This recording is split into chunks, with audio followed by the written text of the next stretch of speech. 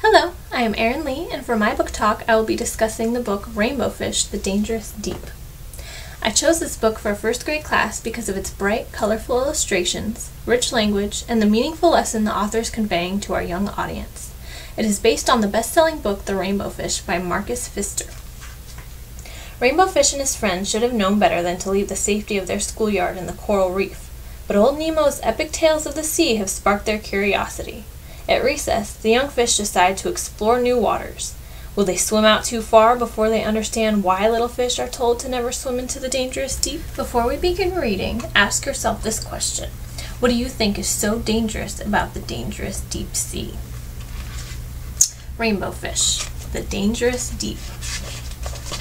Text by Leslie Goldman, illustrations by Ben Ray Huang. One morning, Miss Cuttle called her school of fish to order. "Old Nemo will be here soon to tell us all about his days as a famous explorer," she said. "Hooray!" Rainbow Fish cheered. "Old Nemo tells great stories." "The one about the giant jellyfish is the best," said Spike. "It is one of my favorites, too," added old Nemo. He told stories all morning. After old Nemo left, Miss Cuttle had a hard time getting her class back to work. They did not want to sort shells. They wanted to fight off giant jellyfish and find secret caverns. Miss Cuttle could see that her class needed a break. "I think you're all still off in one of old Nemo's stories. Let's take an early recess." After old Nemo's Tales of the Sea, recess at the sunken ship was not very exciting. "We can pretend we are brave explorers," said Angel. "I have a better idea," said Spike. "Let's explore the reef." "That's a great idea," agreed Rainbow Fish. "But what will Miss Cuttle say?" asked Angel. Let's pause. What are some things that you think Miss Cuttle would say to her students if she knew what they were up to?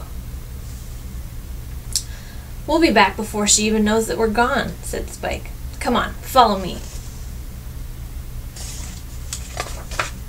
Rainbow Fish, Spike, and Angel jutted off toward the oyster beds. "We can find a pearl just like Puffer did," Rainbow Fish said. "It's not a real adventure if someone's already done it," said Spike. "What about the crystal caverns?" asked Rainbow Fish. "Ooh, they're so sparkly," added Angel. "We've been there too," said Spike. "Old Nemo found them long ago." "Do you have any better ideas?" asked Rainbow Fish. "We can go to the old volcano," said Spike. "No one ever goes there."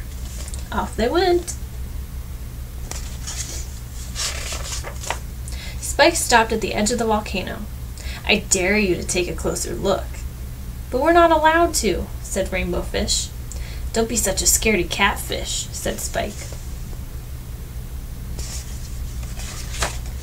Suddenly, a dark shadow appeared. As it moved closer, it grew bigger. The fish were frozen with fear. "We should have stayed at school," whispered Angel. A loud voice boomed from the shadow. "Does Miss Cuttle know where you are?" It was old Nemo. "I'm so glad it's you, old Nemo," said Rainbow Fish. "We were really scared."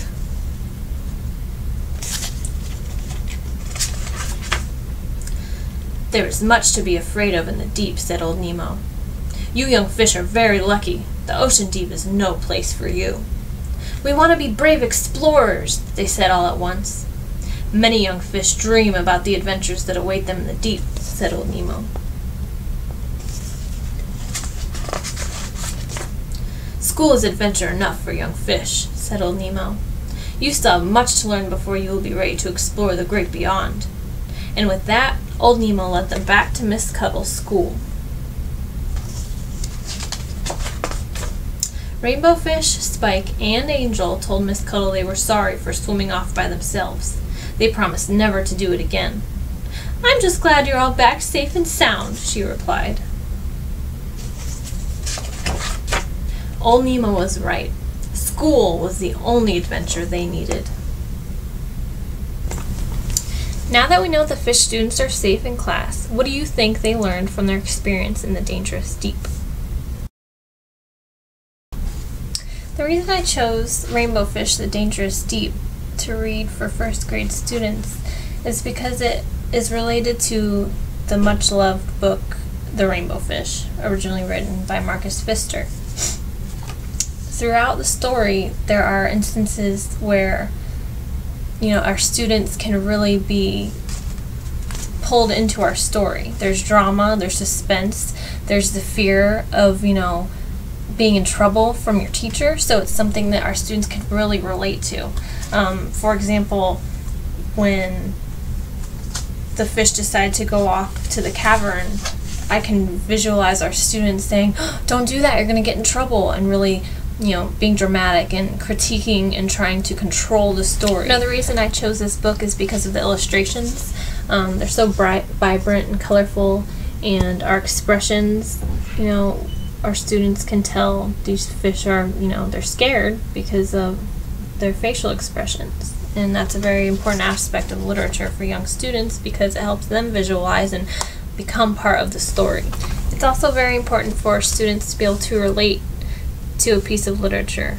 And the fact that this story is about a school of fish and, a teacher is reading the book in class, automatically students can relate to the story because who knows, maybe they've been kind of in the fish's shoes before. They wanted to go explore or maybe do something that they knew that they shouldn't do. So automatically our students can make connections and, really enjoy the story. 3 critical thinking strategies that can be applied to this book while reading it with first grade students is developing intellectual courage. It might be easy for one student in the class to say out loud that they wouldn't go with the fish to the cavern volcanoes because they know it's wrong. But somebody else might think, oh, well, that's not cool if you do that. So it takes courage to, justify their thoughts on the matter and what they would personally do if they were in the story. Another critical thinking strategy would be having students analyze or evaluate their actions and policies. So, thinking to themselves, what are the consequences of these actions? Why would I do this or why wouldn't I do this? And finally, exploring implications and consequences. So critical thinkers can take statements, recognize their implications, and determine, again, the consequences of acting on their beliefs and the way that they think about, their actions.